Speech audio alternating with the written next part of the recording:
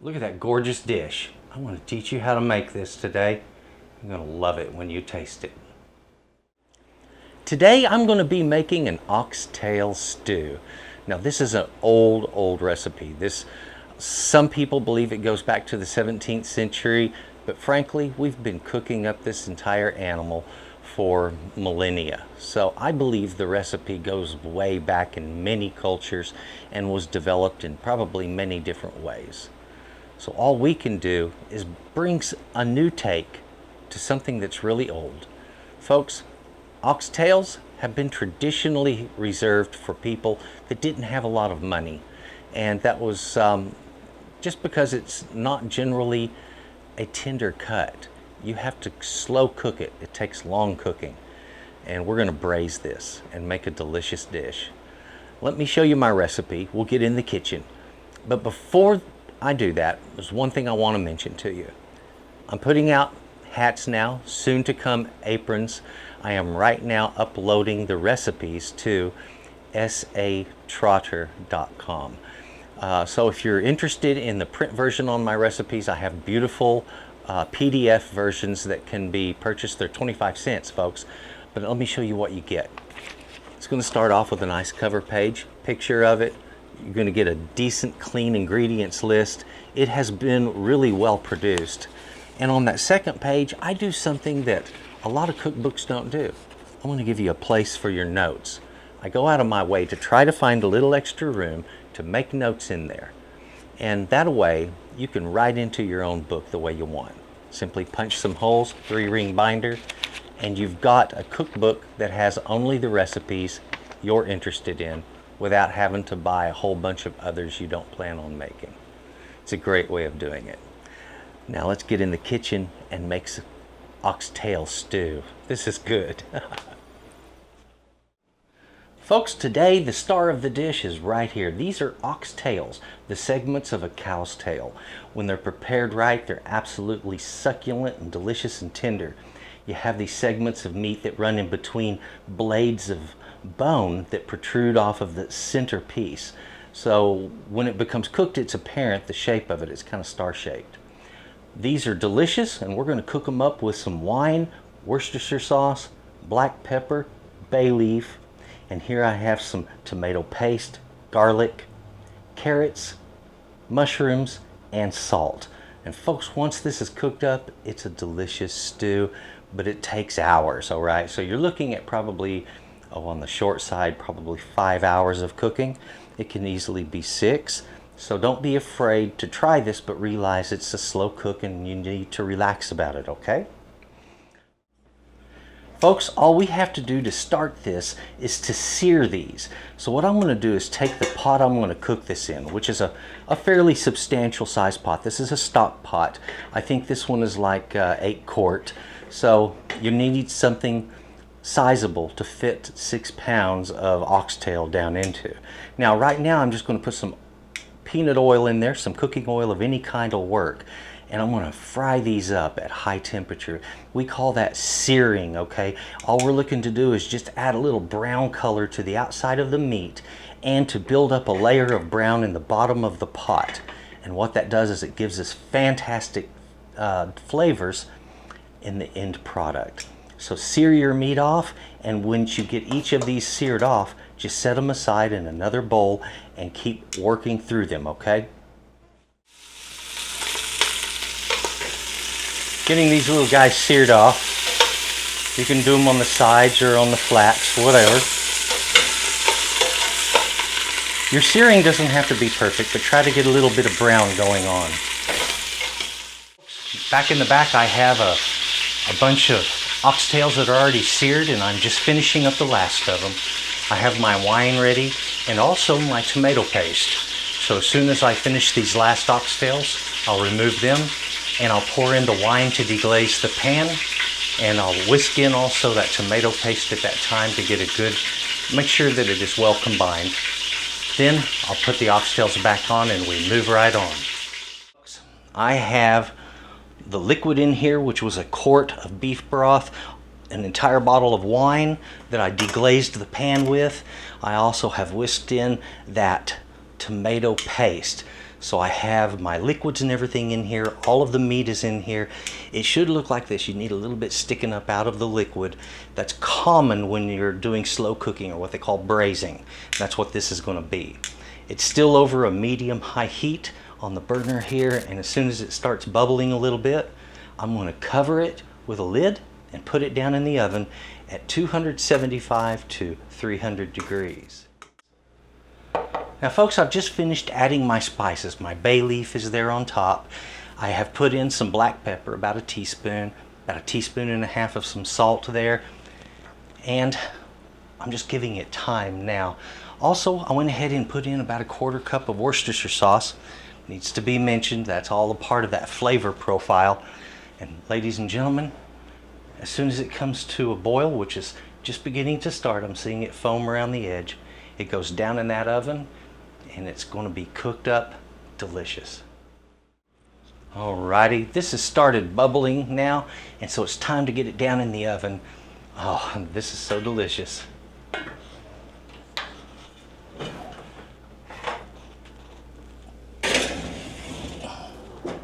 Okay, give it plenty of time. Folks, my oxtails are out of the oven. What I'm going to be doing now is transferring these very gently back to this other pan. I will then adjust the flavoring, the seasoning in my liquid here. Once I get a good flavor there, adjusting with some Worcestershire sauce and pepper and salt, I'm then going to use some cornstarch to thicken this up. You can use cornstarch or you can use the flour method. Either works just fine. Once it's getting thick, I'm going to put the vegetables in, put the meat back in, and after a few more minutes of cooking on the stove, we have oxtail stew. I have my flame underneath this. I have some cold water here. It's about 1.5 cups or maybe a little more, and I'm going to use cornstarch. Now, there's two basic methods that I'll use to thicken a liquid like this. One is either flour and cold water mixed together, or the other is cornstarch and cold water mixed together. And either way, it's going to be about the same proportion, somewhere around maybe 1/2 cup or more of the cornstarch or flour as your thickener. Now at first the cornstarch is going to bunch up on the bottom and it's going to act like it won't dissolve, but give it a moment, just keep working with it, and yes, it will dissolve. Now let's go ahead and get our thickener in here. We want to be stirring this liquid when we gently and slowly pour in our thickener. And this is just going to give us a nice, thick, hearty base to work as our stew. It'll work great. Now we take a spoon. This is where we find out if we need to adjust our seasoning. We have a beautiful thick liquid going on there. It's boiling up nice. Let's taste this. First thing I can say is it's delicious, but it needs some more salt. So we'll put about 1 teaspoon in there. A little black pepper isn't going to hurt a thing. My pepper milk can kick it out quite rapidly. There we go. And I also want to add in a little more Worcestershire sauce, a couple of tablespoons. There we go. There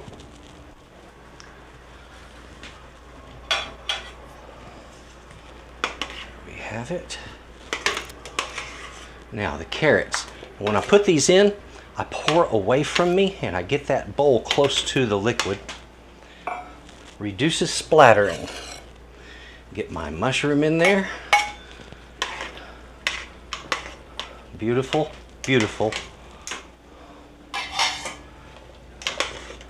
So now I can take my meat, gently work it back down in here.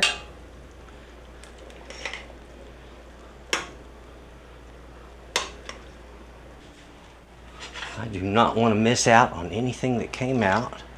So there we go. All right, at this point, lid goes back on. I want to give it just a little bit of time to finish cooking off and bringing my temperature down to medium. Folks, what was the quantity of what we were cooking with? Well, plain and simple, there's not a lot of measuring you have to do here, but things you need to know. When it comes to oxtails, how much do you buy? You need about 1 pound per person. This huge amount that you saw here, this is about 6 pounds. That's enough for 6 people. All right. You're going to be using the better part of a full bottle of wine. If you want it, you can use it all. You're going to be using also some beef broth or water, you know, to fill in behind that. Worcestershire sauce. Now, you're going to be starting out with about 1/4 to 1/2 cup of Worcestershire sauce, depending on your taste. If you like a strong, rich, deep flavor in that recipe, you're going to go with 1/2. Otherwise, back off to 1/4, and remember, you can always add more. Black pepper, we're using a couple of teaspoons there, the same way on the salt. Those garlic cloves, I've got 6. This is 6 ounces of tomato paste. I started with 1 pound of carrots and about 1/2 pound of mushrooms. And folks, it makes a delicious recipe. Ladies and gentlemen, look at this. This beautiful, succulent stew. The meat is coming apart off of the bone, and that's just fine. If it happens, that's good. If it doesn't, that's okay. But this allows you to see how that meat kind of grows in between little blades on those bones. So now I just need to get this, oh yeah, get it served up. I have a beautiful oxtail stew. The meat, all you have to do is just pull on it a little bit. It comes free from that bone readily and easily. Folks, this is good stuff.